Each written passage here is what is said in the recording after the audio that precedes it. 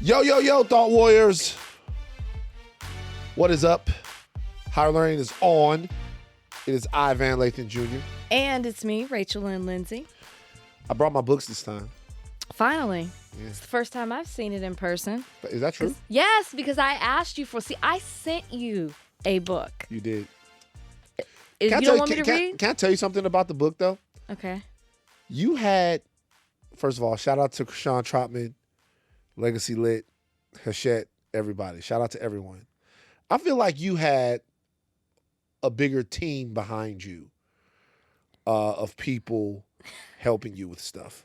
I mean, I had my own personal PR in addition to publishing. So they are the ones who would book me for the TV. I booked everything myself. I'm proud of you for that. But you're also doing Jimmy Kimmel tomorrow. Jimmy didn't Jimmy didn't put me on the show. Did you guys reach out? Well, then what are you talking about? I don't think they even tried late night. So I booked everything myself, and all of this stuff I had to do it. I love my publisher. Maybe we should not put this in there. Nope, it's getting put in there because people ask me. I love my publisher. I love everyone. And by the way, it's there's a chance that it's my fault because they'll hit me and ask me to do stuff. Maybe they asked me for a bunch of addresses for people to get books sent out to them. They probably did, but I didn't do that. And so they should have their contacts. Because that's what happened with me. I put a list of people I wanted to have the books, and they found the addresses, or they reached out to them on their own. Oh. But I will tell you, most of it came from my own PR team. Your own PR team. It's I don't know. And I was with like Penguin Random House. And still, it was more coming from my people that were booking me in through their own contacts to do TV and stuff. Yeah. So when I'm saying people didn't get books and stuff, been... You should have given me a book, though. We talk... It's true. Minimum twice a week. It's been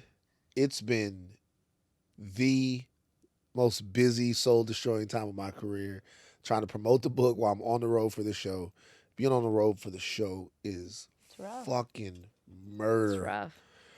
It goes from, oh my God, I'm in a new city.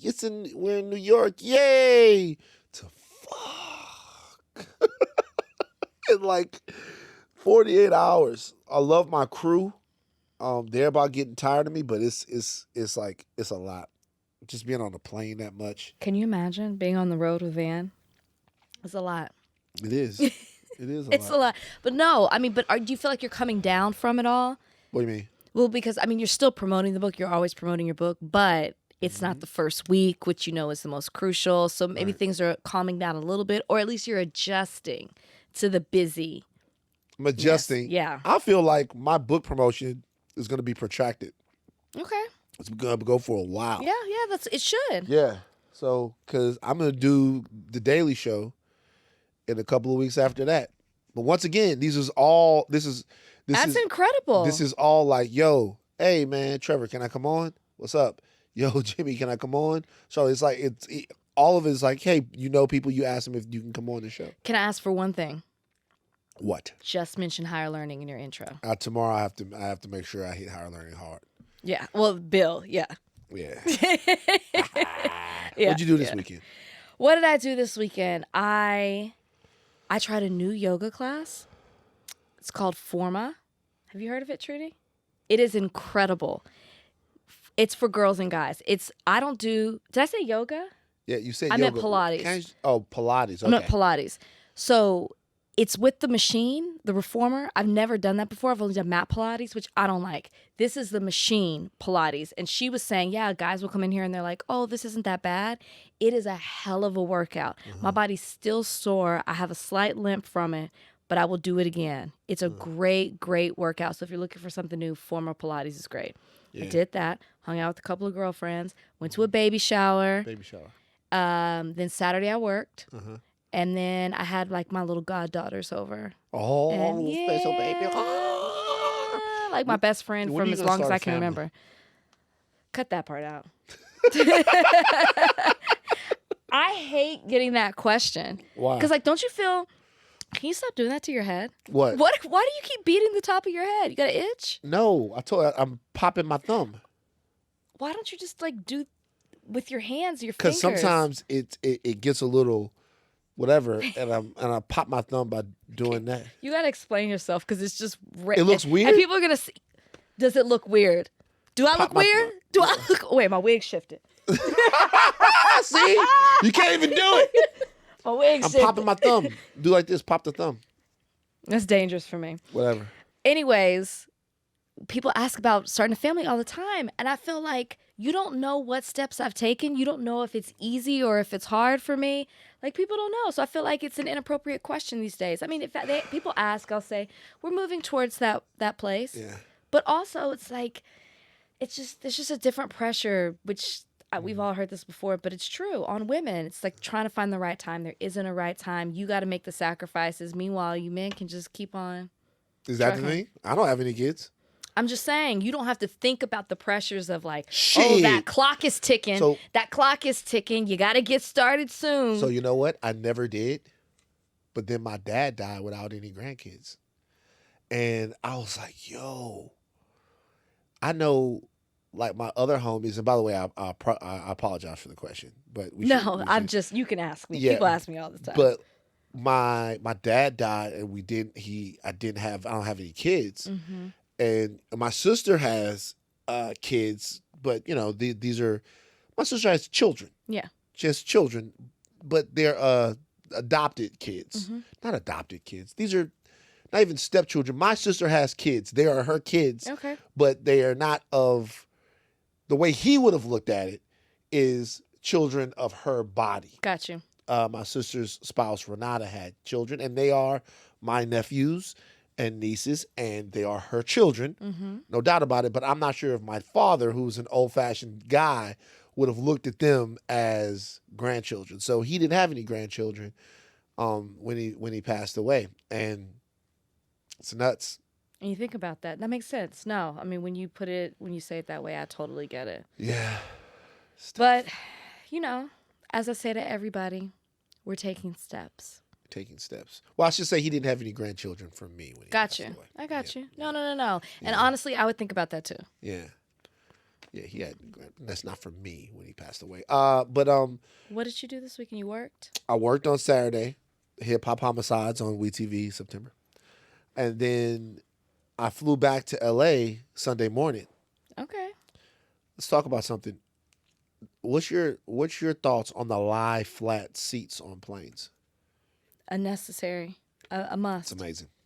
A must, right? I love. So Hip Hop Homicide is giving you first class. Oh, we fly first class. Not business. That's first. So let me tell you something about that. Karen Kinney or Rondé Garrett, when we're negotiating the Hip Hop Homicides contract, okay, I remember we were getting stuck on a couple of things. And the way I am about all these negotiations is I'm like, yo, man, just get it done so I can concentrate on what it is that I have to do. Right. I don't like business stuff. I don't like suits. I just like to show up. Bammo! Yeah, be the creative, be the talent. I got Right. you. So they're getting hung up on all of this stuff, and Karen goes, so the flights, to get first class flights, we're trying to get you a first class on the thing. I'm like, that's not that big of a deal to me. And she said, yes, it will be. Yes, it will. Certain number of hours. She said, yes, it will be. She says, you don't think it'll be a big deal now, but I'm telling you right now, that's going to be a huge deal to you.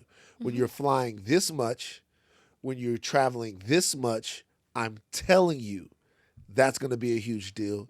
Karen Kinney could not have been more right. Mm-hmm. I know that I can go, as soon as we get up, I can hit the button, lay flat, I'm out. It's Done. amazing, isn't it? Flight's done. Do you have it after you have to travel a certain number of hours to get that first class, or is it always first class for you? On this show, always first class. That's amazing. Yeah. Because usually they'll try to be like, it has to be at least a 3-hour flight to get it. Yeah, well, That's I will say this though. I wouldn't have tripped if they would have done that, because really, like first class to like New Orleans, You're getting spoiled though. it's now. not that big of a But deal. Once you lie down on a plane, Once you lie it's down- hard to go back. Right, like it's not that big of a deal. It's like they could have saved a little No, money. it will be now. Watch. You're gonna get on the next plane. You're gonna be like, where are the lie down seats? What kind of plane is this? Yeah, but it's interesting because I'm a man of the people. You don't always have to be. I do. I want to be. I'm a man of the people.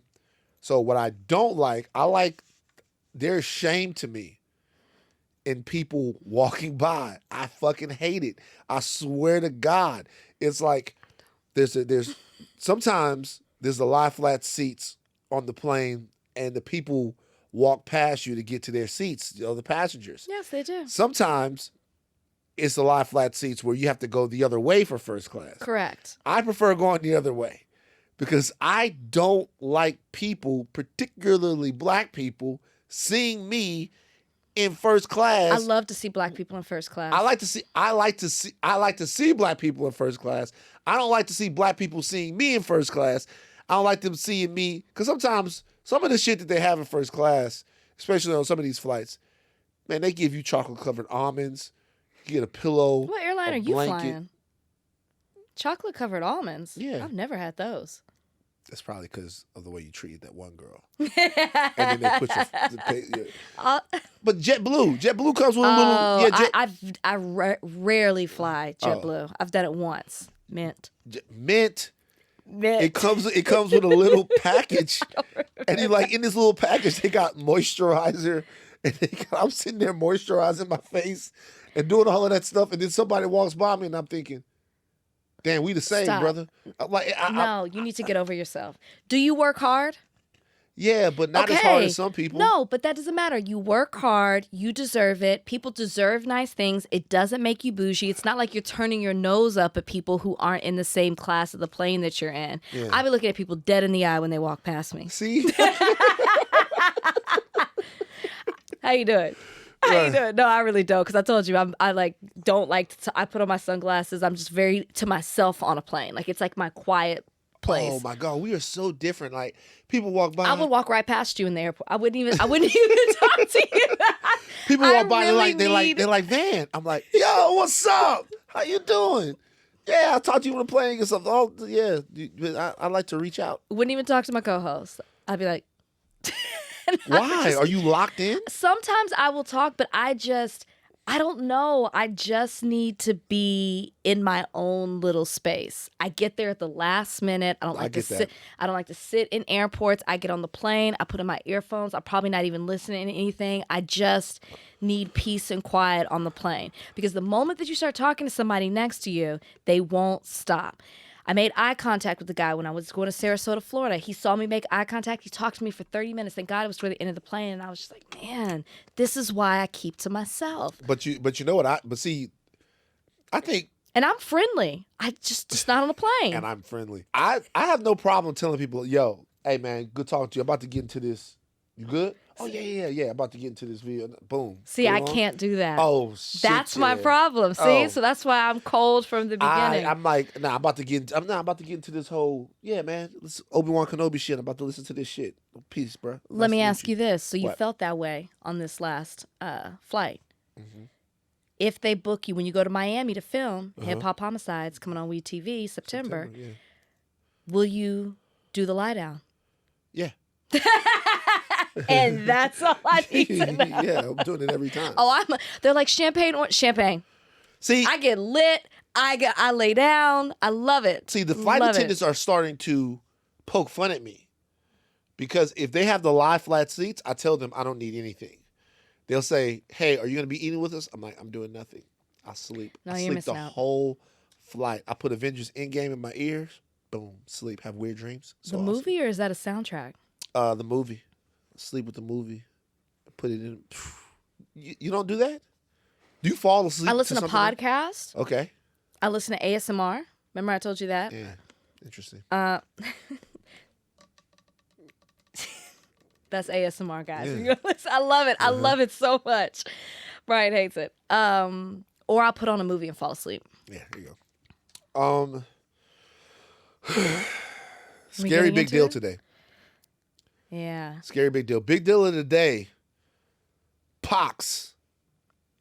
Oh, is that what we're doing for the big deal of the day? That's what it says. All right, Did we switch? What was it supposed to be? Mark Haynes. It was originally that baseball dustup. Oh, I thought it was Mark Haynes. Okay. Shoot, I don't know. It doesn't matter. Hold on for a second. Number one, we should litigate right now what the big deal of the day should be. Should it be monkeypox? Should it be the baseball dust up, which is good, or should it be Mark Haynes? I don't think it's going to be Mark Haynes because I think we'll agree on that. I think it should be because this is our longest topic, right? big deal of the day. I think we should do. I don't remember their names. Aaron Donaldson and. Okay, let's do it. So the big deal of the day has just changed, despite what Donnie is trying to do, because the reality is that Donnie, you can't just call an audible like that. All right, it's very unfortunate for you. I can't let Donnie take that out. That was me. Monkeypox was me. Monkeypox Trudy. was me. It's an issue. Do we y'all. make unilateral decisions on this podcast? Now it makes sense. I'm scared, and I was spreading misinformation. Wait, well, hold on. We're gonna do a whole podcast, big deal of the day, based around what you're scared. The big deal of the day is gonna be niggas with fucked up hairlines. Like we can't do this based around what Trudy's afraid of. That's so hilarious. Trudy's scared of it, so it's the big deal of the day. No, big deal of the day is Yankees White Sox. Josh Donaldson versus Tim Anderson. Racism in the MLB will be on it when we come right back. This is a very interesting story. I think it's interesting. It is interesting. Okay. Yankees and the White Sox got into a benches clearing brawl. I love when that happens. You like baseball fights? I like fights in general. I like it when it happens in hockey. Basketball? I hope nobody gets hurt, but it is entertaining. You like basketball fights? They're not as exciting.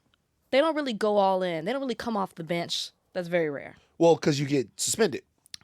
Okay. Well, it doesn't have. In hockey, I like it. In baseball, They don't really come off the bench in hockey. no, but they go at it. It's part of the DNA of the sport. Yeah, they take off their gear. I like to see it. In the NBA, if you leave the bench, you Right. get suspended, so you can't really do it. Okay, bench is cleared after New York's Josh Donaldson called Chicago's Tim Anderson Jackie, as in Jackie Robinson, during Saturday's Yankees White Sox game. Now, the comment sparked the incident. Took place early in the game. Tensions boiled over in the fifth inning when the White Sox catcher confronted Donaldson when he stepped to the plate for an at-bat. No punches were thrown, and play resumed after players from both teams returned to their respective dugouts. At the time, it wasn't clear what sparked the incident. However, White Sox manager Tony La Russa, one of the best managers ever, shed light on the incident while speaking with reporters after the game. Donnie, give that to me. What's your take on the beef between Donaldson and Anderson there? Got any other questions? Nothing to say about that, Tony. Well, who are you with? New York Star Ledger? Yeah, well, I mean, I talked to the Chicago press because I don't. He made a racist comment, Donaldson, and that's all I'm going to say. It's pretty strong. That's as strong as it gets. Oh, Is that in the third inning? The first. Do you hear me say that's all I'm going to say? You know what that means? That's all I'm going to say. Huh. So, Donnie, do we have the sound from both Donaldson and from Tim Anderson? Yeah. Okay. I do. Let's play Tim Anderson's sound first, and then we'll play Josh Donaldson's sound after this regarding what was said on the field. Yeah, he just made a, disrespectful comment.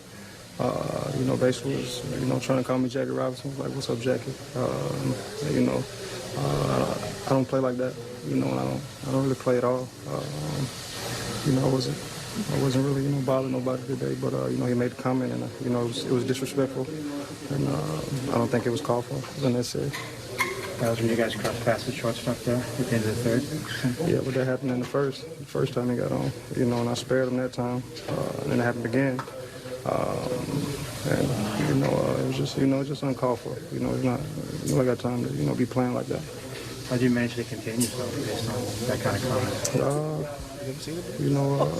I don't know, to be honest. I don't know, to be honest. It was very disrespectful, you don't want to play like that. Should let you guys know that Trudy and Rachel are lusting after Tim Anderson. Well, married woman. We have a very I'm not. serious situation going on here that involves race and baseball and Jackie Robinson. And they're talking about Tim Anderson. Okay. Josh Donaldson, the man in the racist crosshairs, spoke out as well. He says that he's been calling him Jackie for years. It's an inside joke between them. Run Josh Donaldson sound. All right, so first inning I called him Jackie. So let me give you a little context of that. 2019, he came out with an interview, said that he's the new Jackie Robinson of baseball. He's going to bring back fun for the game, right? And 2019, when I played for Atlanta, we actually joked about that on the game. I don't know what's changed from, and I've said it to him in years past, not in any manner than just joking around for the fact that he called himself Jackie Robinson, you know. So, you know, if something has changed from that, like my meaning of that is not at any term trying to be racist by any fact of the matter. It was just off of an interview that what he called himself. And when we said that before, we joked about it.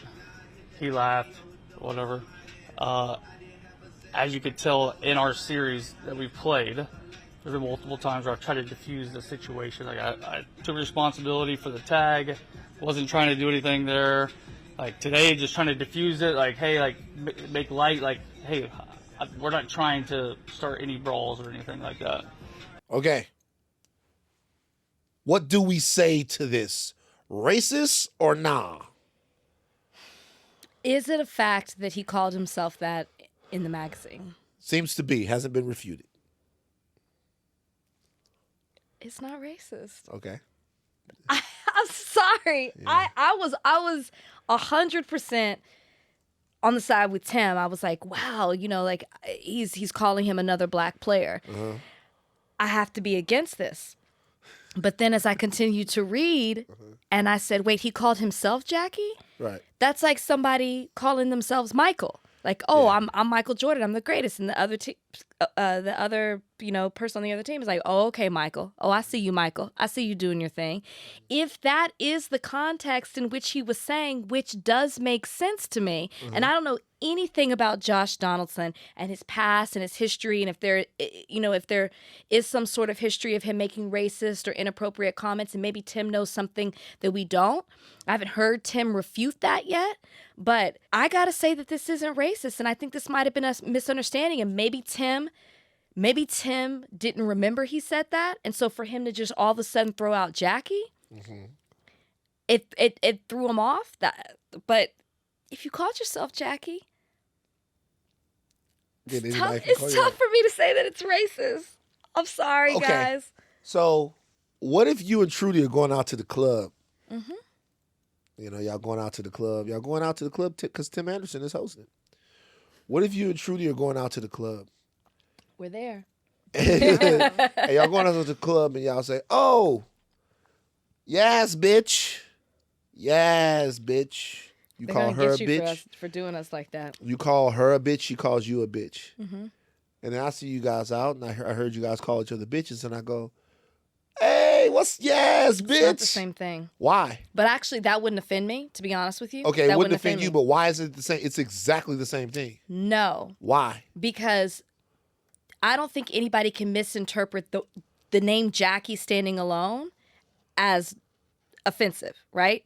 Just Jackie. So if he had called him Jackie and that would be highly offensive. If he had called him Jackie and he had never called himself Jackie and he slides in and says Jackie because he's Jackie Robinson, that would be highly offensive. What I'm saying is I think bitch, there are people who don't ever say bitch, right? Like I think the word bitch is, I'm losing my argument here. Give me a second because you threw me off. I don't think that's the same thing. So I'll tell you why I make that point. I don't think that's the same thing, but go ahead. No. Go ahead. No, I'm finish. Tell me why it's not the same thing. Tim called himself the Jackie Robinson or whatever. He refers to himself that. I don't think that term is off limits, right? You have admitted to yourself, I am Jackie Robinson. So it's just like saying I'm so great. I'm Jackie Robinson. That's not what he said. He says he feels like he's Jackie Robinson because he's bringing the fun back to baseball. He's Jackie Robinson. But Jackie was fun because he was so great to watch, not just because he was entertaining everyone with his personality. He was great to watch on the baseball diamond. Oh wow. We're deep in our sports knowledge. So So he's basically calling himself Jackie. Sure. Just like I gave the Michael Jordan reference, right? You're comparing yourself to somebody great. Somebody on the other team, I think, wow, that's a really big thing for you to think that that's the level that you're on. And they poke fun at you. That's how I'm taking it. They poke fun at you by like, oh, okay, Jackie. Oh, I see you, Jackie. Oh, okay, Michael. That to me is different from being like, yes, bitch. And then here you come. Even though this wouldn't offend me. And you're like, hey, bitch. Would never say it. If I was like, I'm the head bitch, if I was like, if I said I'm the HBIC and then you call me bitch, that's, I guess to me that would be the same thing. Well, I will call you the HBIC. But let's put it in historical context as well. Okay. So the Michael thing is a little bit different. And the reason why the Michael thing is a little bit different to me is because two things. Number one, being the Michael Jordan of basketball doesn't have anything to do with being black. Nothing. Like nothing. They have dubbed many people the Michael Jordan of basketball because being the Michael Jordan of basketball. Yeah. They've dubbed many people the next Michael Jordan. It was a annoying fucking period in the history of the NBA. Grant Hill was the next Michael Jordan. Vince Carter was the next Michael Jordan. They were like Harold Miner. They called him Baby Jordan at SC. And then like Harold Miner they were looking for Michael Jordan at some point to where they were just like, all right, no more Michael Jordan. And then of course Kobe came along and he was the closest thing to it. But whatever, they kept looking for somebody to hand Michael Jordan the thing. So they would do that all the time. The only thing I'm saying is that particular designation didn't really have anything to do with being black. Jackie Robinson, as a baseball player, is inextricable from blackness. It can't be done. He is the first black baseball player of all time. There's a racial connotation to calling a black baseball player Jackie, period, right? And if Tim Anderson did it to himself, that's cool, but that doesn't necessarily mean that a white boy who you're beefing with now, in a tense situation with now, can just do that and be like, oh, well, he said it in the thing. Now, what I will say is this. The interesting part of it is if he had done it before and Tim Anderson didn't have a problem with it, I would be curious to know what prompted the response this time. That's what I would say. Mm-hmm. Maybe he always hated it and it just got to a tipping point to where he said, fuck it, I don't want to do that anymore. Mm-hmm. Or perhaps, because remember, Tony La Russa said it was racist, Tim Anderson said it was disrespectful. Maybe there is some room in between racist and disrespectful for Tim Anderson. Mm-hmm. I am not sure that it's not racist. I am not sure. First of all... Well, we never will be. Well, we definitely never will be unless we hear more from Tim Anderson. Mm-hmm. I think that we'll never know if it was racist. Could I say it's inappropriate? Absolutely. But my whole opinion changed when there was context to it. And I think that's the thing when you go to saying, hey, that's racist. You have to add context to it. And when you add the context of this statement that had been made by the very person being called Jackie, I think that it softens the blow. Could it still be deemed inappropriate? Sure. If he didn't consent to be calling Jackie by other people, sure. When you add the historical part to it, I can see that. But context is a big thing when it comes to how you're using the alleged racist term. Yeah. And I think that in this way, I would not deem it as racist. Right. I think the bigger thing for me is that white people act like a lot of the time that we're living in some sort of vacuum. Mm-hmm. That there's absolutely no historical context to any of these conversations. Whether it's racist or not, it's definitely some white boy shit. That I'll agree with. You know what I mean? It's definitely some... Is he still calling him Jackie? Is he still calling himself Jackie? 2019 is the interview or something like that. That's like 3 years ago. Is he still calling himself Jackie? If he's not still calling himself Jackie, why are you still calling him Jackie? Well, that's the context. He's saying that he's been doing it. So we don't know. My thing is, what would be the point of even continuously fucking with him? Yeah. Period. Well, like, even if you said it, even if he did laugh the first time, like, why are you still calling this man Jackie after all of this time? And by the fact, why would you be calling him Jackie when things are tense between the two teams to diffuse something. Yeah. Why would that diffuse it? Yeah, that's the part that I don't agree with. I don't agree that it was an inside joke because they don't get along. I mean, the teams don't get along. I don't think you guys are friends outside of playing baseball. Friends at all. But I don't think you have a friendly relationship outside of it. So when you say it's an inside joke, well, is it an inside joke for just you or for him? That's the part that I don't agree with. I don't believe that. I think he was fucking with him 100% by calling him Jackie. I just don't know if it was racially motivated or because of he said it. That's my only thing. I'm not gonna jump to racism, but he was fucking with them. Absolutely. Let's hear Stephen A. Smith, who's always down to make points for the white people. let's hear from Stephen A. Smith on this. Play it. Here's why I'm annoyed by it. We gotta make sure when we make accusations like that it counts. It's damn near pretty irrefutable what you are. Agreed. Because when you leave that wiggle room for denial, it heightens a level of sensitivity that we're perceived as having. It gives others an excuse to be tone deaf to when we're making those arguments. And then when real, bona fide, undeniable, unequivocal, racist behavior is exhibited and put on display, people get to feign denials and all of this other stuff because so many times we're bringing this up. I'm just saying we got to be careful. Why are we still fucking doing this? It bleeds my fucking eyeballs to listen to someone talk about what we owe America in terms of asserting racism.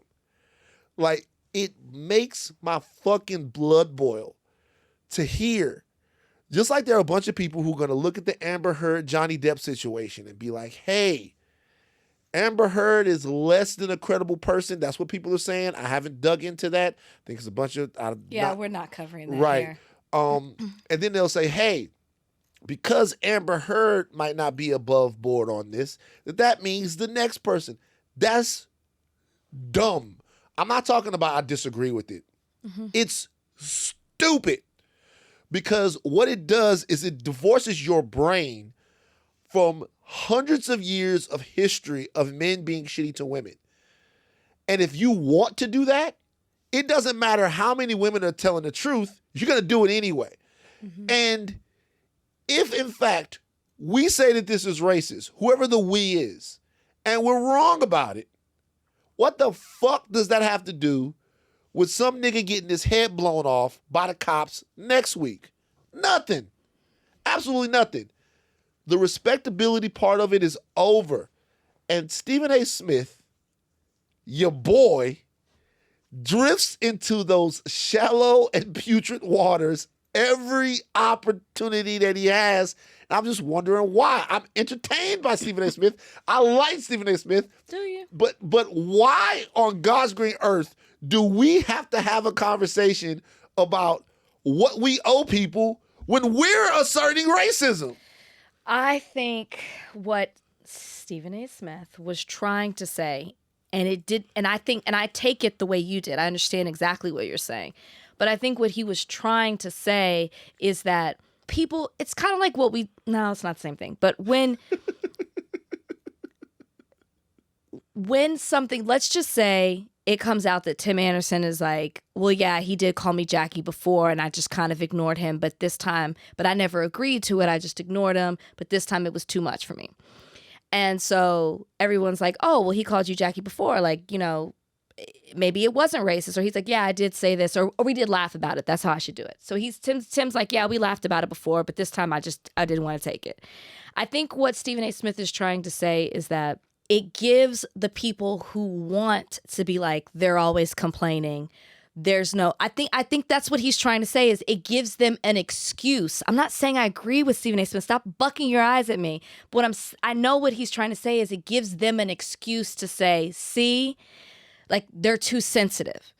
I do not agree with I think if it's racism, somebody says it's racism, or if it is a racist act, we call it that regardless. Like, you believe the person, right? Just like we talk about sexual assault, you believe the person. Yeah. But I think what he's trying to say is this: if it turns out it's not racism, it gives the other side an excuse to say, see, this. But I don't think that needed to be said in that moment, which is why I agree with you. In that moment, that sentiment did not need to be expressed. Don't say that. Just talk about the issue the same way we did. You don't need to say the other side of it, the if. So, I agree. We're too sensitive. Yeah, we are. Move on. We're too sensitive. And we have a reason to be. No. We don't have, not that we have a reason to be. We'll be fucking fools if we weren't. Like, Agreed. We're too sensitive. I'm sorry. We're too sensitive. What are you going to do to help us deal with our sensitivities? We're too sensitive. Yeah. Give you an example. I ordered some food from the Brooklyn Chop House. Brooklyn Chop House in New York City, 2 locations. I'm not sure if the Brooklyn Chop House is not the greatest restaurant ever. It's fantastic. So whenever I go to New York, I get food from the Brooklyn Chop House. Either I go there or I order from there. I get food from the Brooklyn Chop House. I'm staying at the type of hotel where they won't bring the food up to my room. Mm-hmm. Disgusting. Unacceptable. When I pay for Postmates, I don't want to move a muscle. That's the point. I totally get that. The only calories I want to expend is going to the door. Yep, I get that. If I call down to the hotel, let them up. I don't want to get on the elevator. It's weird. I got to go down like in my jammies and get the food and bring it back up. I don't want to do it. I get you. But I did it because I had to.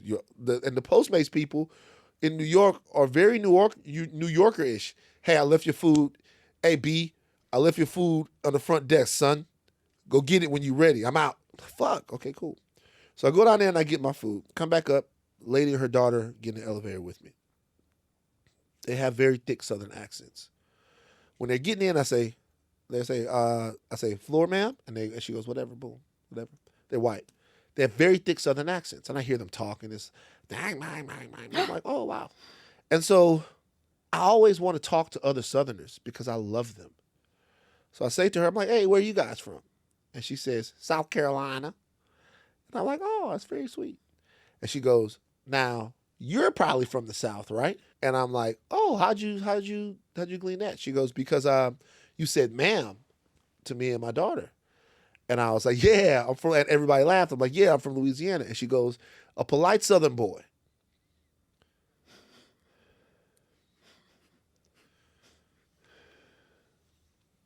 And for a split second, I was like, bitch, did you just try me? Split second. Then I thought to myself, no, that's not what she was doing. Okay? Yeah. That's not what she was doing. She just said it. I was just thinking to myself, just go in your room and eat the steak. Because maybe she fucking tried you. But she didn't.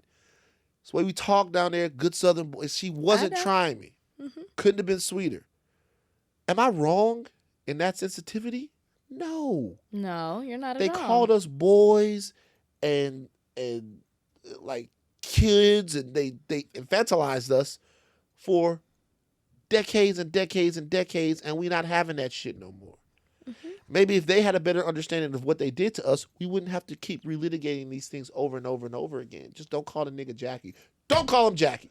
Don't call him Jackie. But also, don't give people an out at the same time, which is what Stephen A. Smith did. It wasn't the time and place to have that conversation. Why is he bringing it up? Why we got to do that? I'm 100% agreeing with you. I know you think I would agree with what he said, but I don't. It wasn't the time for him to say that. It really wasn't. Come on, man. Come on, Stephen A. You like him? You do too. I do like him. You know what I like about him? I like the fact that he gets super intense with the ridiculous vocabulary. He's got Stephen A. Smith and Mike Tyson have a group thread where they just switch words of the day. That's real? No, just made it up. I was like, what? All right, time to talk about monkeypox. There's a new demic. Is this demic yet? What does demic mean? Trudy, look up demic. Pandemic, endemic. What are all the demics that we have? Are there more demics? Production. Do you guys know about the demics? So, demic is characteristics of or pertaining to people or population. So I feel like it just has to spread at a larger amount. What that threshold is, I don't know. So give me another example of something that's demic then. How can I use demic in a sentence other than pandemic, endemic? We've never talked about demic.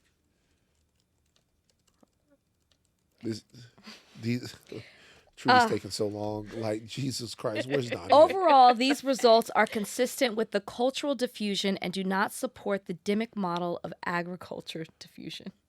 What the fuck is that? See, facts. It's not just me. I'm trying to find people don't know what demic means. These may have encouraged bi-directional demic diffusion between Africa and Europe.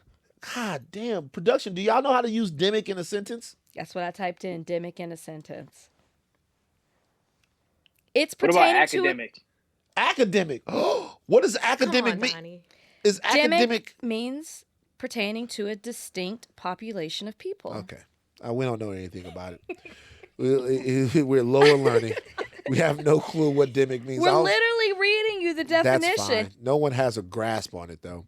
So Biden has said monkeypox, which is was in New York when I was up there, cases is something to be concerned about.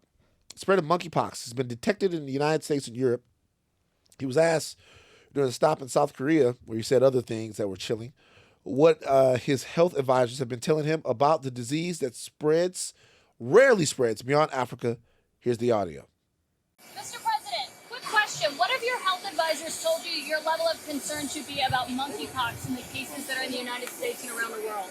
Well, they haven't told me the level of exposure yet, but it is something that everybody should be concerned about. We're working on it hard, figure out what we do and what vaccine, if any, may be available for it. But it is a concern in the sense that if it were to spread, it's consequential. Okay, so WHO says that that monkeypox is being primarily spread through sex.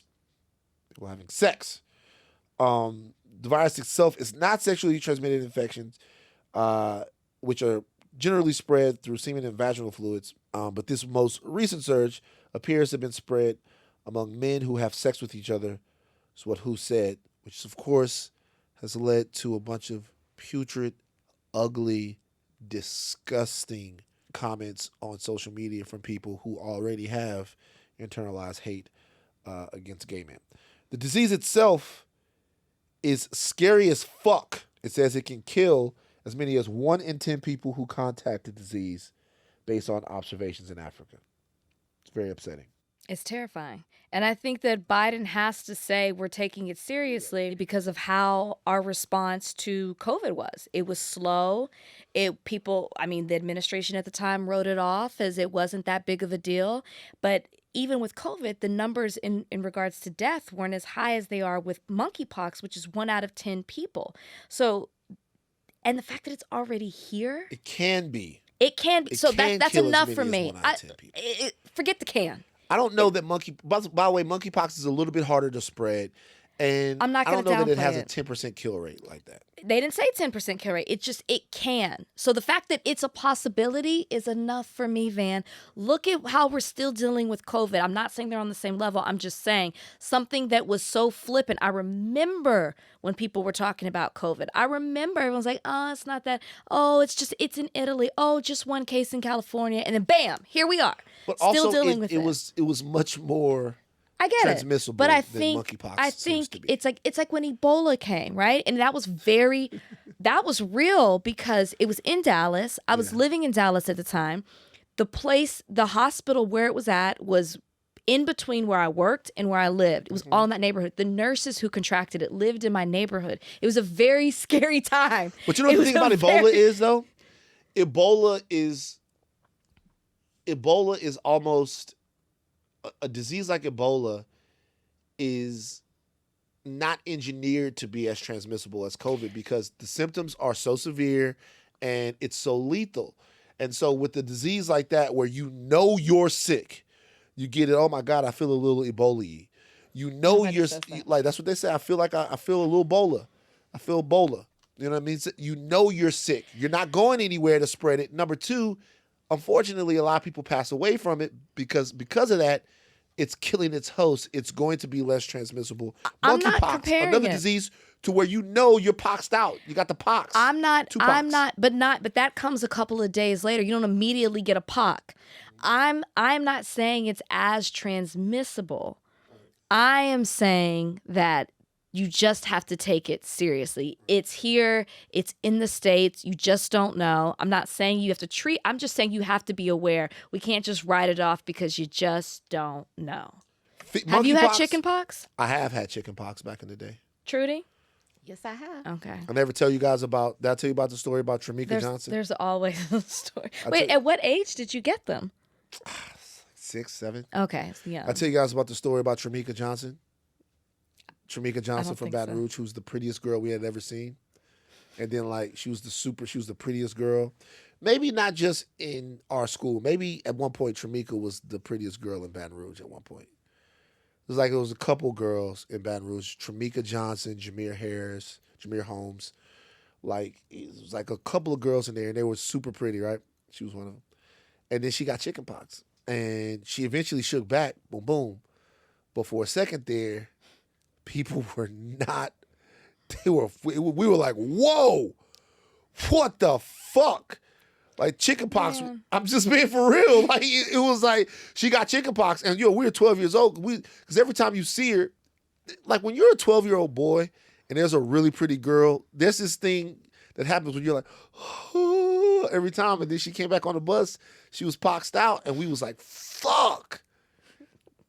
Damn, we hope she shake back. She did. We're not going to refer to monkeypox as poxed out. We're just not. We're just not. So these are the monkeypox symptoms if you guys wonder if you got that pox.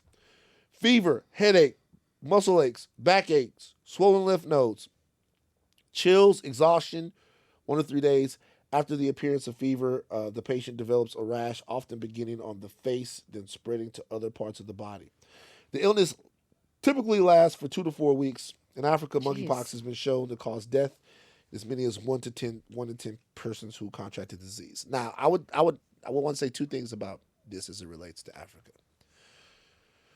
Number one of the reasons why it's probably so lethal there is because nobody cares about the health conditions of our brothers and sisters in Africa.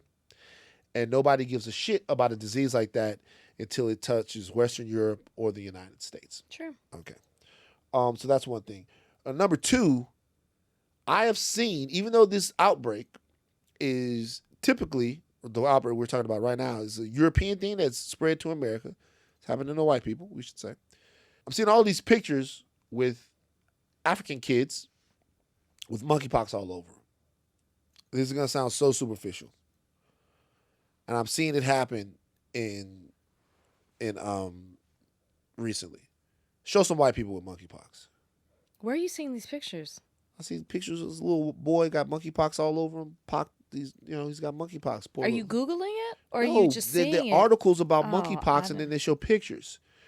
We have to make sure that we don't make Africa right the center of human pestilence, because it devalues Africans' lives and it makes them looked at as subhuman by other people. Mm-hmm. Right? This outbreak right now didn't start in Africa. It started somewhere in Europe, however it started, and now it's all over America. I hope everyone's cool. Take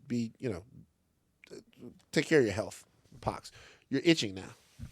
Yeah. You're one of those people. I am.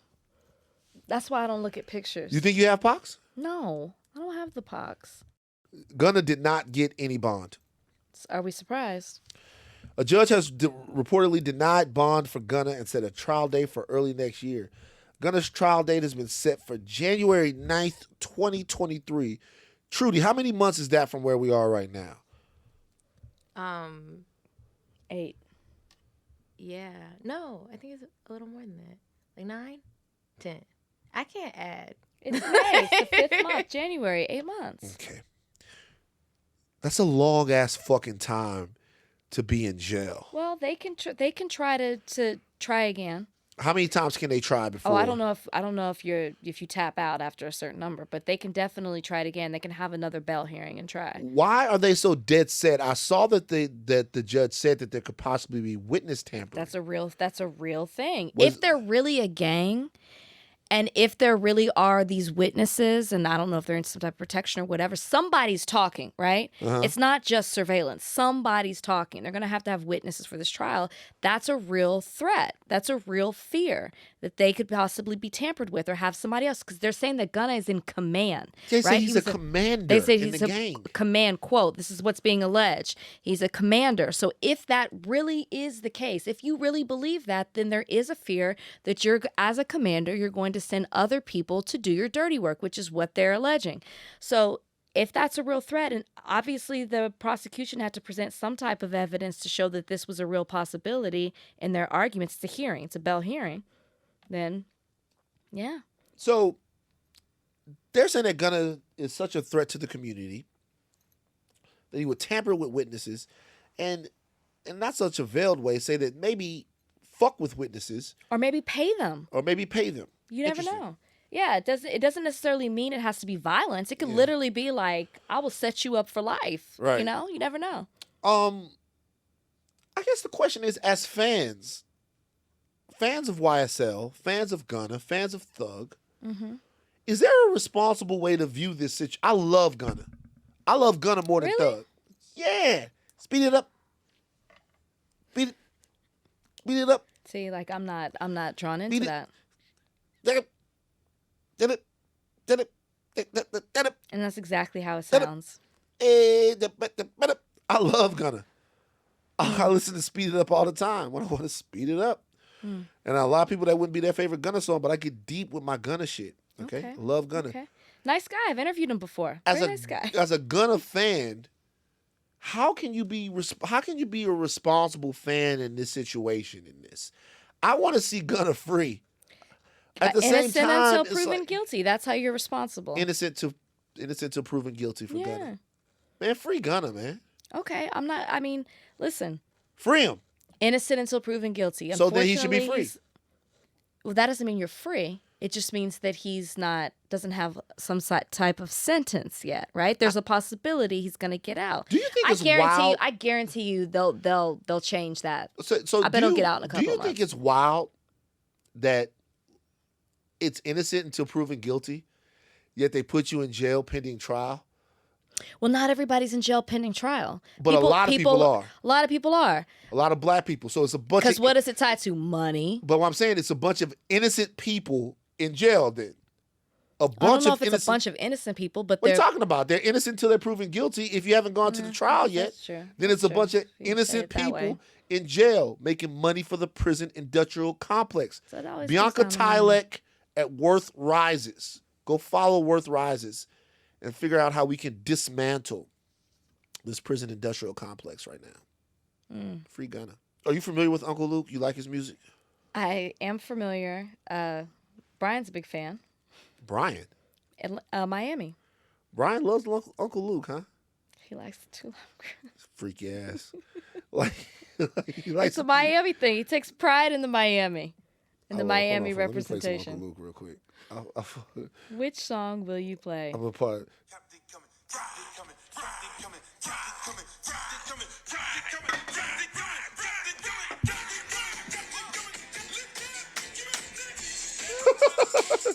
What do y'all do?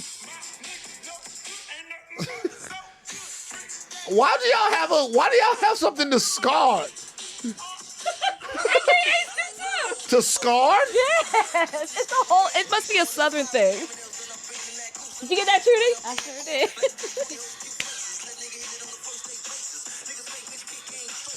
Luke is a legend. Love it. Captain, come. They're so excited about it. You know what I'm saying? He's screaming his face off. All right, but he's not on that anymore. Is he still married to that attorney? I don't know. Okay. Remember they had the reality show? Really with Uncle Luke? Yes. Trudy, you remember that? Donnie? I don't know. Uncle Luke has said, he's asked a question. He says he wants 5 reasons black people should vote in the next election. He says, give me 5 reasons why black people should vote in the next election. Give me 5 black promises that has been fulfilled by politicians in the last election. Mayor and president. Okay. He hosted a session on Twitter about voting while black. This is what Uncle Luke is doing. He's unsure that politicians have earned the right for black people to go out and vote in the next election. He's not sure about that. So he's asking for 5 reasons. They lit his ass up. Let's just be real. He got lit up.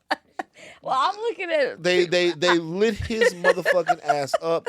Jamel, he said. Oh, was she on it too? they Joanne Reed. Look, I don't really feel like they lit his ass lit his ass up as much as they pulled his coat and was like, "Come over here, let me talk to you real quick." Yeah, it's one of those. So he hosted that Twitter Spaces, and he was talking about the fact that he was mad that Joanne Reed, who also responded to him, and Jamel Hill did not attend the Spaces.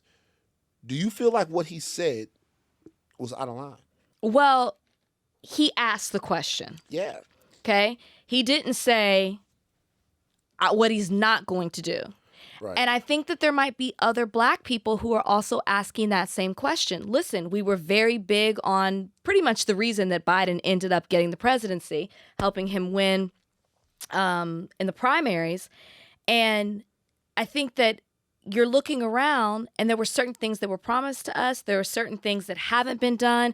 We seem to be taking pride in like small victories. I'm not saying it's not a thing, but not the bigger things that we wanted that were on the agenda that Biden said he was going to do. So I'm sure that Uncle Luke is not alone in feeling this way. And he's asking a question. Give me 5 reasons. Not like, I'm not going to vote. So to me, I don't know if I would have lit him up as much as I would have said, oh, this is a chance for discussion, because maybe they can give me reasons as to why. Maybe they can point out some of the things that are done that I have not been aware of as of yet. For disenchanted black voters, Mm-hmm. what would you say to them? I get it. I'm on this a couple of weeks ago on the podcast. I went on a whole rant and people were upset about it, where I was just like, I'm frustrated. There are bigger things that we want to see done. I'm watching things happen to black people, against black people, rather than they seem to be for black people. I feel very hopeless moving forward. And so I understand why somebody's disenchanted. I also understand that the answer is not to not vote, right? Like that can't be the solution. Things aren't going to get better for you by not voting. I understand your frustration as to who your choices may be. I understand the frustration is that things aren't getting done. But I'm telling any black person who's listening to this podcast, to not vote is worse. Right? Because how are you getting anything done? You're just going to be disenchanted. You're just going to live in this country where you have no voice, no rights, nobody. You're not putting yourself out there to fight for the things that you want. You're not coming out in numbers. It just doesn't make any sense to not vote. But I get your frustration. That's what I would tell them. Trudy, which one of these cameras, is there a camera that's like my camera that I can look into? I think this one's here. This camera right here? I pray it's the wrong one. I pray he's looking straight ahead, but this is scary. So I think there's some confusion here, and I'm going to help the Democrats right now. Okay. Well, I hope they're listening. There's some confusion here, even with what Uncle Luke said. Mm-hmm. What Uncle Luke is really saying, not really saying, what he said was that I got to get back up off my fucking ass again and do the same thing again. Why? Democrats, you were mad that Uncle Luke said that. But I'm going to help you right now. First, before I say this, I want to make sure you Democrats know that I don't give a fuck about you. It's very important that you know that. Give less than a fuck about what's going on in your political coffers. I care about black people. There's a way that you can entice black people to vote, though. There's really any political party at this point, but specifically the Democrats, because we know that the Republicans are not going to really caucus with blacks in a major way because they're going to lose a large percentage of their putridly racist base. Specifics. We no longer care about people. I don't care about the person that you put in front of me to vote for anymore. You told me that Biden would get some stuff done. Hasn't fucking done shit. I get it. I understand it. This has to be broken down to people in a very specific way. What are people voting for? How does their vote translate to change, movement, and upheaval in their communities? It needs to be broken down, filtered, and culturally translated to the black people of the United States of America. This punch this box, trust in me shit, that era is done. Over. You fucked it up. Okay? Black Americans need to have specific understanding of how their lot in America is tied to a vote at the ballot box. And if you cannot make that case, you don't deserve the vote. If you cannot make the case to people about how their political action is going to affect their lives, you don't deserve the votes of black people. Because you know what the real problem with you guys is? You're lazy. You're taking us for granted. Over. Not saying for anybody not to vote. But what I'm telling you is that you need to give them a reason why to vote, other than the fact that you guys gave us Obama. We need a better reason other than the fact that typically you guys have been holding our hands. We need to know here and now and why to do it. And to be honest with you, I think that's all Uncle Luke was asking for.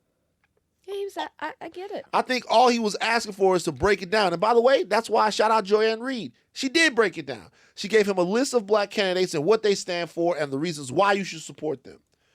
But people are always asking for effort, but they refuse to give us any. Fucking go deep into your bag. Get on it right now. It's months before. You got a whole summer to convince black Americans that what they do at the ballot box will affect their lives. It affects everybody else's fucking life. I'm sick of this shit. Lost all, you know what? Fuck it. I'm going to just watch the MCU. Why am I even caring about politics? When fucking Obi-Wan comes out. MCU is not the real world. That's not true. Oh, God.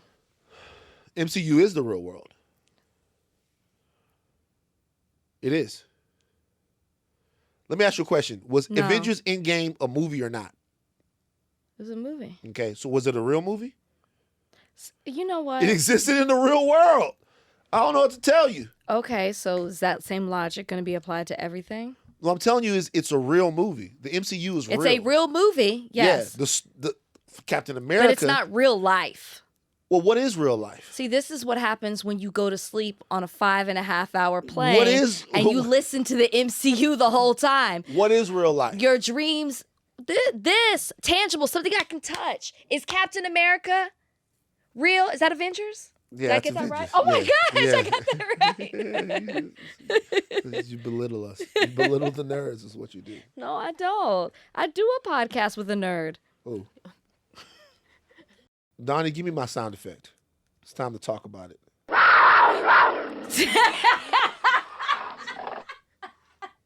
know what that sounds like?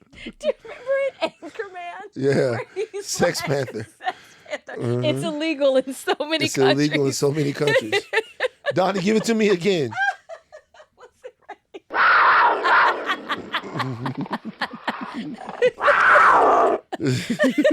Donnie, stop collaborating with Van on this shit. Right. Stop doing it. Because you know what it's time to talk about?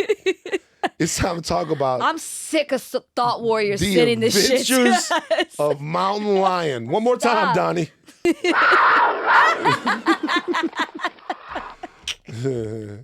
Now, Eva, the hero dog, beats back a mountain lion that attacked her owner on a hike. Erin Wilson had just hopped out of her truck at the roadside picnic area, was heading down a trail to Trinity River when she heard something in the bushes. I'm just walking down the slope, and the dog had run ahead of me.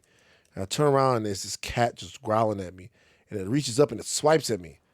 At first, I was just like, wait, what? and I think I screamed and shouted for Eva, and she came running.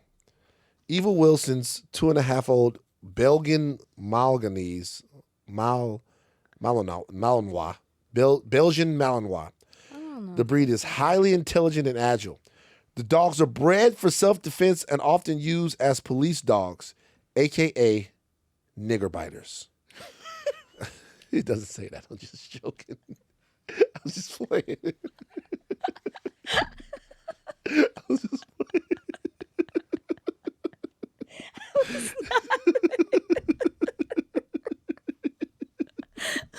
What is wrong with you? The dog and the mountain lion tussle for a couple of seconds, but he got it pretty quickly. Rachel, first of all, the dog saved this woman's life, so we have to shout out to Eva, the Belgian Malinois that saved its owner. I really need you in a serious and real way to admit just how wrong you were about mountain lion. Did I say that mountain lions don't exist? Did I say that they never? I just said as many times. First of all, Van, I want you to know that I believe you. I'm not wrong because I don't hike, and you've put fear in me. Mm-hmm. Like anytime I've gone on a couple since you first brought it to my attention, and anytime I hear anything in the bushes, I'm always looking around. I'm very paranoid. I can't even enjoy nature and the hike anymore, thanks to you. Mm-hmm. So there is something in me that believes that mountain lions are a real threat on my hikes. Okay? Right. So is that what you want for me? You won. No, you scoffed. I'm new to California, so it wasn't a reality to It's me. not just California, baby. We don't hike in Texas. Mountain lion. Remember Mountain Lion in Vegas? Remember he was okay, there? but I live here. It wasn't a reality to me. Like hiking wasn't a thing that I did before. So I was just very naive. Oh, yeah. Like, no, they've cleared out this space. We've cleared out the way for any animal to come attack us. Clearly, that's not it. Yes, Van, every single time you bring this to my attention and you seem to magnify this segment anytime we talk about it, we now have a sound effect. Like, what do you want from me? Tears? An actual attack? No, I want tears. What I want is awareness. It's there. I want awareness. I want the people watching this podcast to know if you hear something in the bushes, it might just be mountain lion. If it was up to me, all of society, especially in the Southwest, will be walking around with sticks with pointy ends. Would the stick do anything? The stick gives you a chance. You're definitely not gonna box mountain lion down with your bare hands. You know what I mean? The stick, because you might poke him and he might go, it's not worth it. The stick gives you a chance. We haven't even talked about bears. Bears, to be honest with you, bears are running amok more than mountain lions. What? Bears are going nuts. I got so much bear content for you. No. Like bears in a way, bears are going more nuts than mountain lion. Bears is coming to open up people's car doors. Stop. Bears open up people's car doors. It's a fact. Like open it up by like busting through the glass or like pulling the handle? By pulling the handle. Bears open up people's car doors. Bears knocking on people's doors. No. I don't know why you guys would doubt me. Car door. Look at it. Bear opens a car door. Look it up. Look how cute this one is. He's cute, but he's ferocious. Did you see him open? Oh, it's a Mercedes. See, you thought I was making that up. Bears are opening up people's cars. Look at him. No, the way it stood, that's a mascot. The way it stood up like that, that's the humans inside of that. Yeah. Then it stood up on two legs. Let me tell you what's happening. I'm serious about this, by the way, because I see this more and more often. Because Bozeman looks at me crazy sometimes, and I see this more and more often.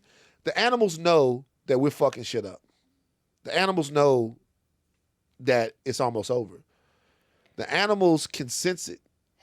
And the animals are basically saying, hey, don't take all the fucking forest with you when you leave.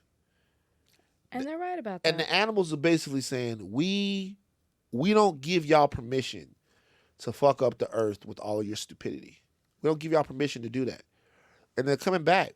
Mountain lions coming back to take what's his. Bears are coming back. They're coming back. The animals are coming back. I'm into eagles right now. I'm super into eagles. You know how I feel about birds. Let me tell you something. I was in my house and I heard a crow. And I tried to ignore it.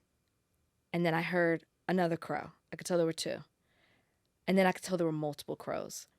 And I heard them outside. I was like, why do they keep making their noises? And I opened the front door and there were 3 crows sitting on the why can't I talk? The line, staring at me at the front door.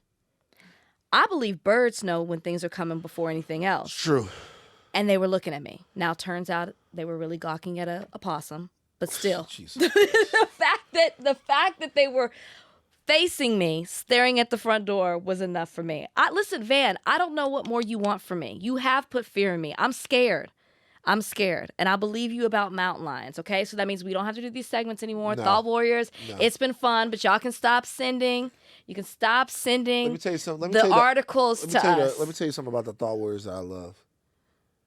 I've created a vigilant community of mountain lion watchers. And it's one of the things that I really want to do with this podcast. I've created That's a what you want to vigilant do. community. This podcast is set out to like talk about social issues.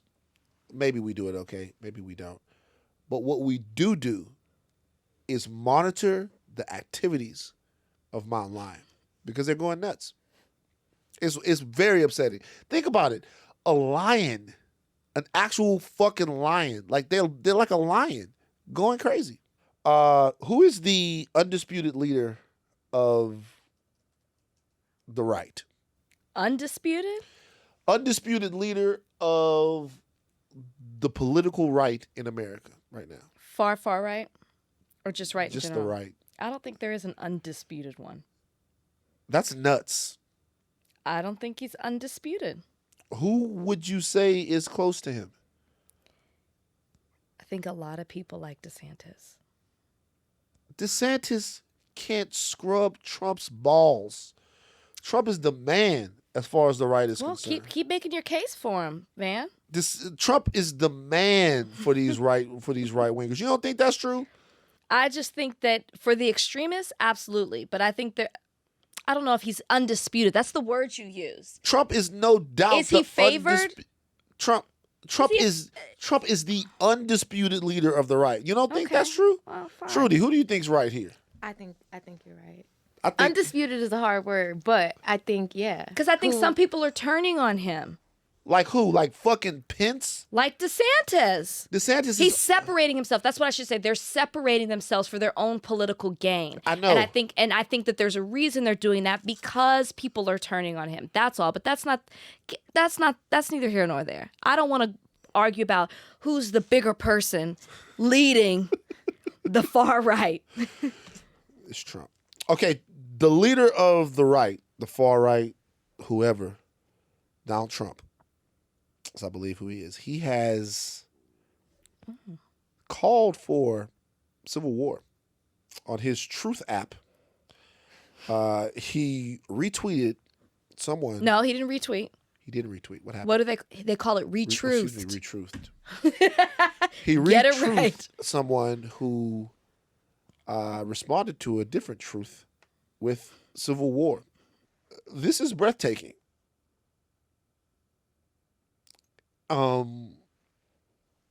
This is his social media situation. The comment was written by a guy named MAGA King Thanos. It was a response to a screenshot of the March 20th tweet by the El Salvador's president, who said the most powerful country in the world is falling so fast. It makes you think what the real reasons are. Something so big and powerful can't be destroyed so quickly unless the enemy comes from within. Okay. That grabbed headlines on Twitter that Donald Trump, who has an entire political movement at his back, would publicly endorse civil war.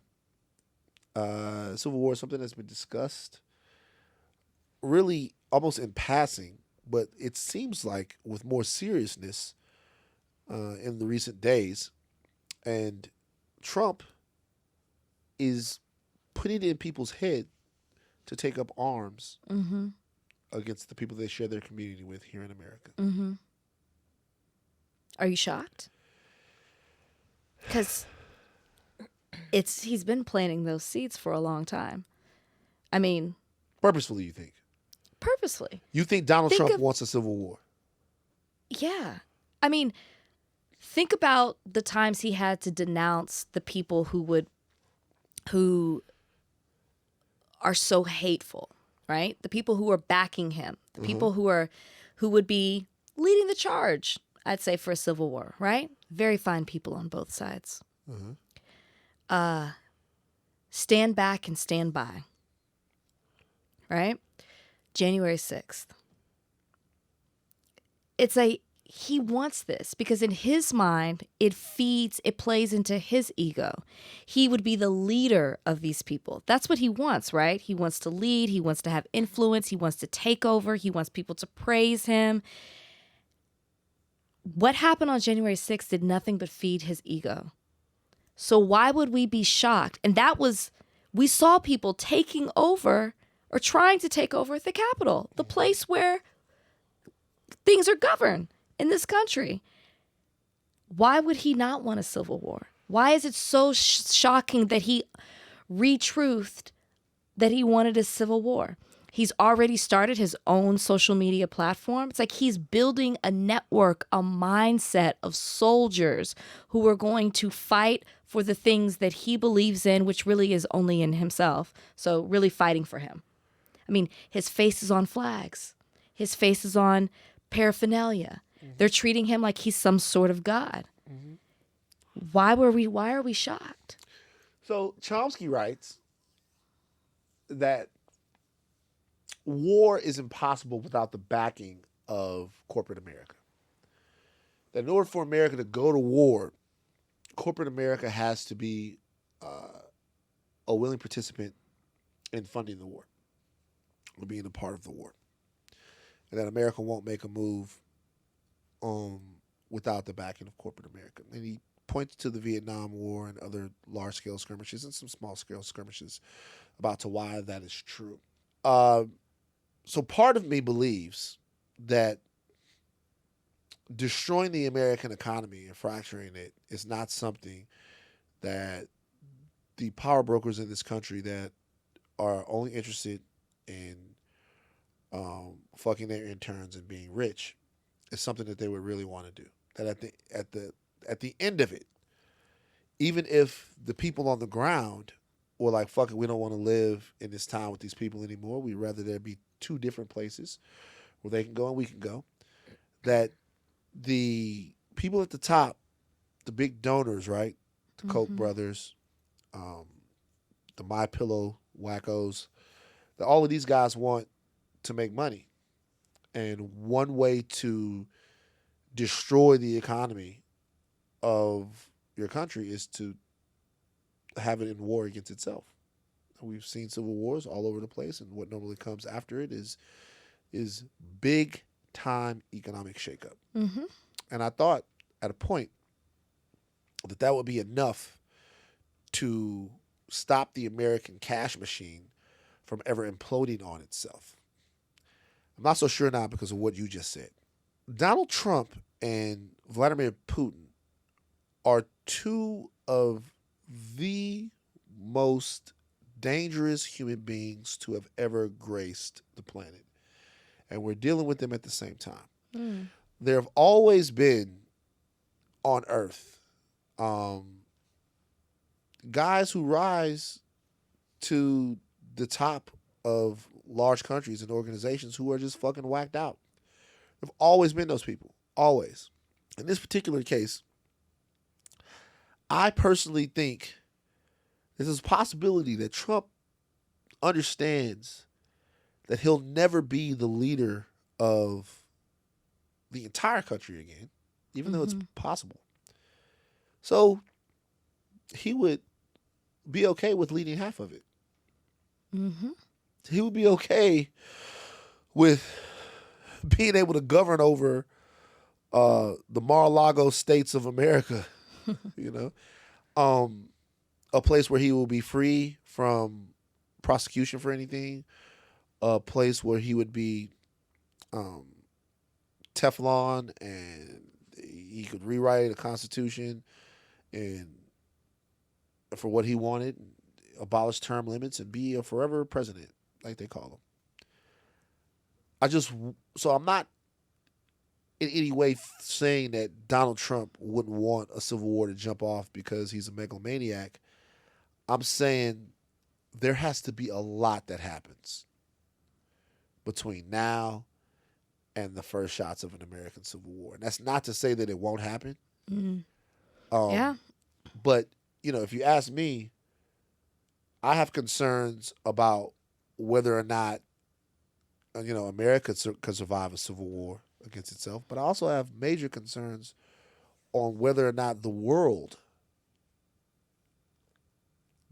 civilization could really survive an American Civil War that was a full-scale one because of the military might that the country has.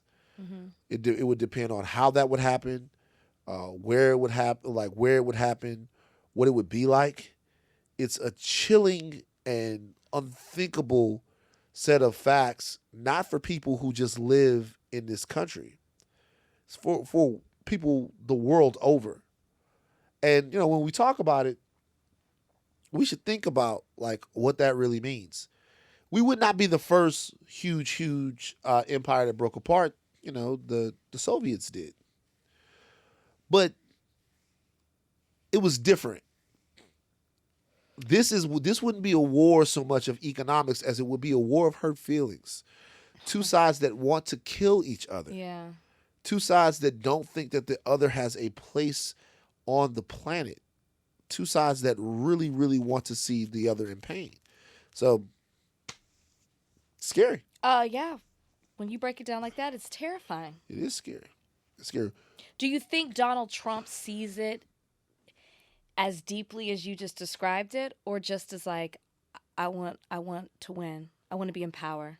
I think he says words, and I don't even think he understands how deeply the impact would be. I think Donald Trump is the most textbook narcissist that has ever lived on the face of the planet. I think he is a textbook narcissist. And when you're dealing with the text, we've all got a little narcissist in it. Sure. But when you're dealing with a textbook narcissist, realization isn't on the table. It's what works for me. What works for me. Anyone who likes me is right. Anyone who hates me is wrong. That's who was running our country for 4 years, or Yeah, at least he was running the country. Fuck it. It's what we wanted. We're America. Is this fucked up?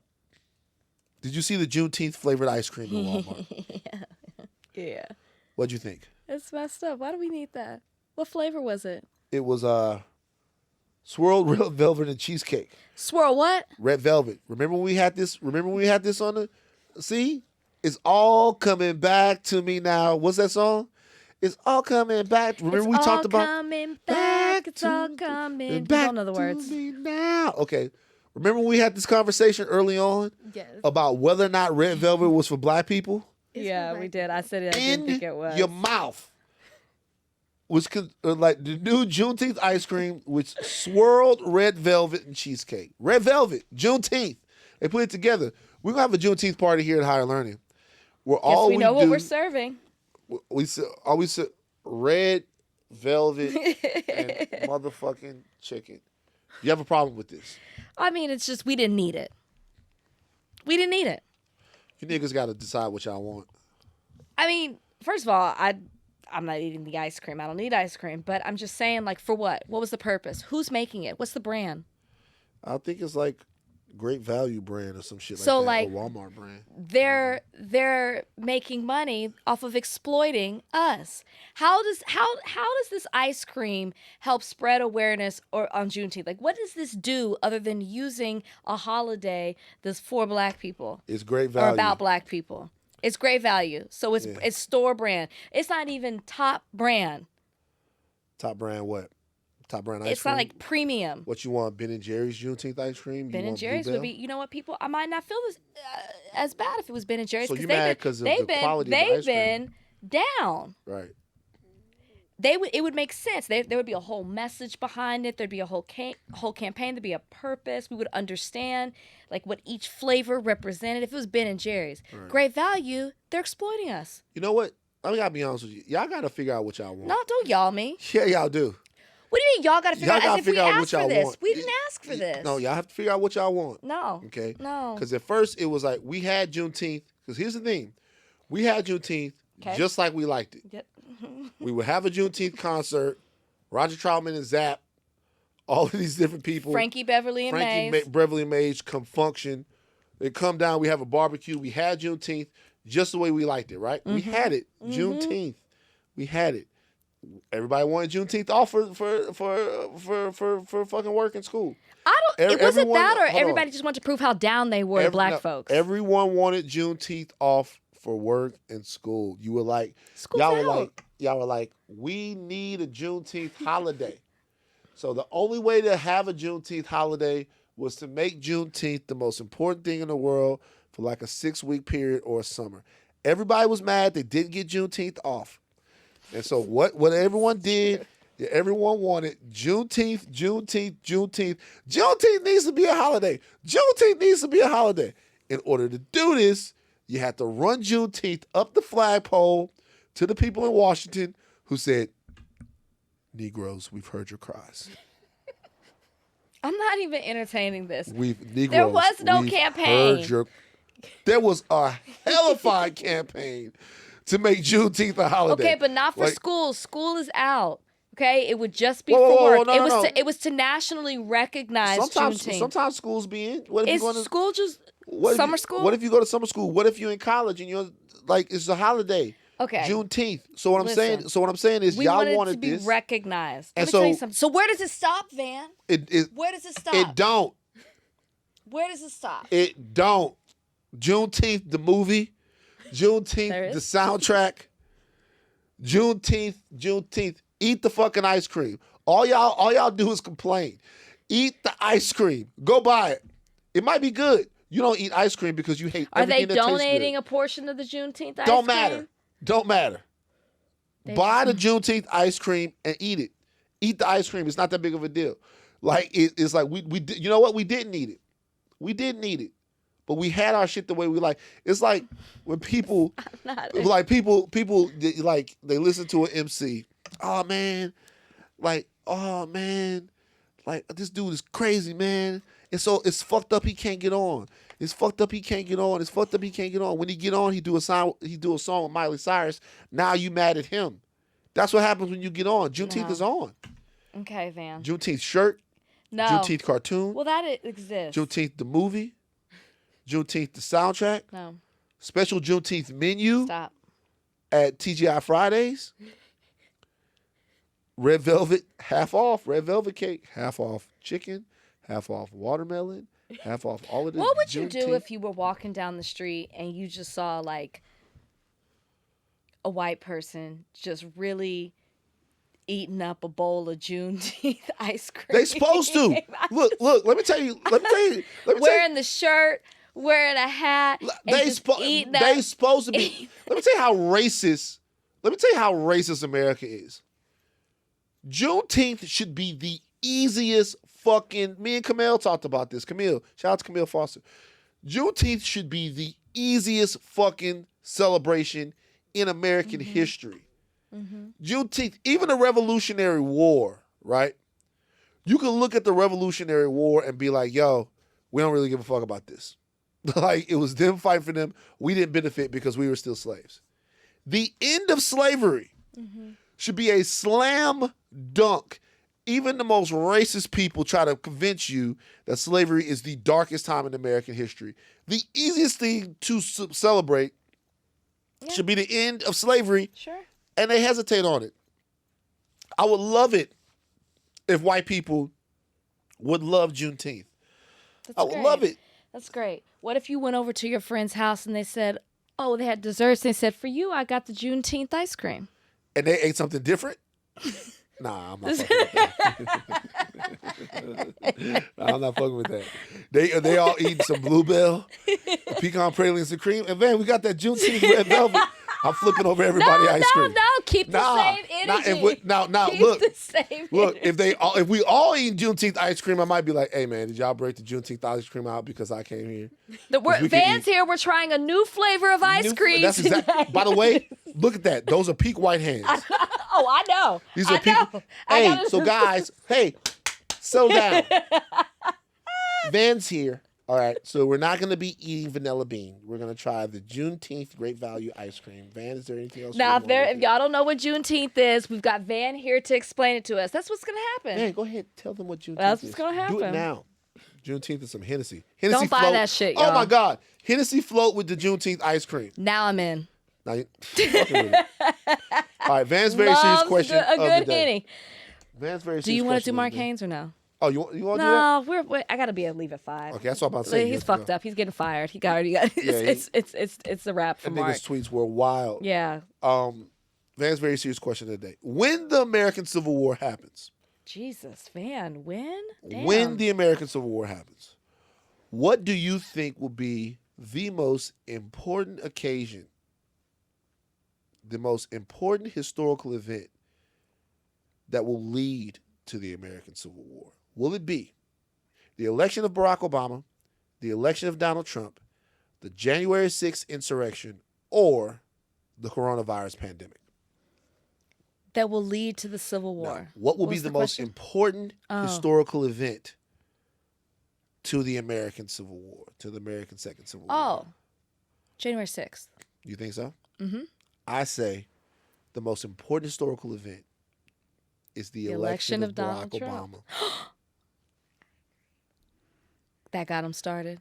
That's it made them be overt with their race. Like the most people were important event. They were fine leading to what's going to happen in the American Civil War. Okay, will be the election of Barack Obama. See, I look at January 6th because it was a time where they saw it happening and they were like, we can do it.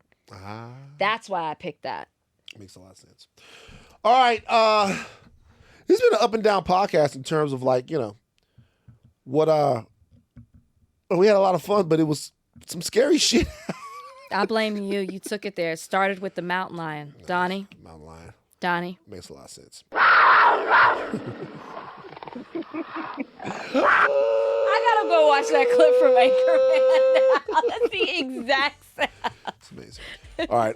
Take your thinking. Oh, Jesus Christ. Take your thinking caps off, but do not stop learning. I am Van Lathan Jr. I'm Rachel Lindsay. Bye, guys.